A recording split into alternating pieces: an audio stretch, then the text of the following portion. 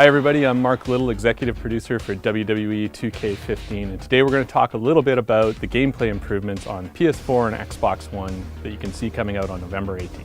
When you jump into the game, the first thing you'll see is each superstar's HUD located at the bottom of the screen. Your overall health is represented by a large green meter.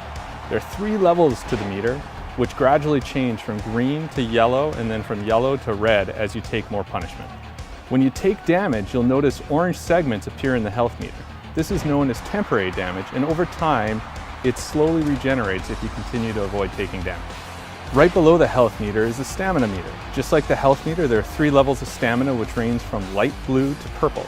Most of the actions you perform will use some of your stamina.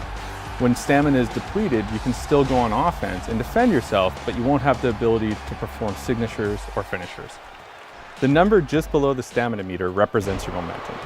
Your momentum will increase by going on offense or successfully reversing your opponent's attacks.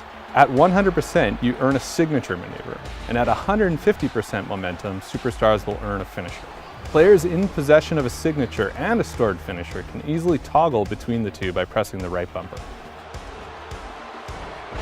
You can check the health of your superstar by pressing the view button, which will display your individual limb's health. Your opponent's limb target health is automatically displayed at any time you utilize limb targeting. One of the first things you'll see in WWE 2K15 is our new chain wrestling system. This is something that we brought to the game to add more realism and improve the overall pacing and flow of the game. Some superstars have a great advantage in chain wrestling due to their ratings, and this can help them take an early lead in a match. Other superstars such as Big Show and Brock Lesnar don't involve in chain wrestling because that's just not part of their style. Chain wrestling can be tuned or disabled in the game balancing options. Chain wrestling starts by grabbing your opponent in a collar and elbow tie-up. Once you're in this hold, you can press the X button to transition to a wrist lock, the Y button to a side headlock, and the B button to a waist lock.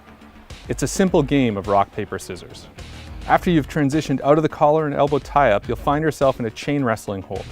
From there, you search for the hot spot by rotating the right stick. When you find the hot spot, the controller rumbles and the meter begins to fill with red. Whoever fills their meter first gains the upper hand.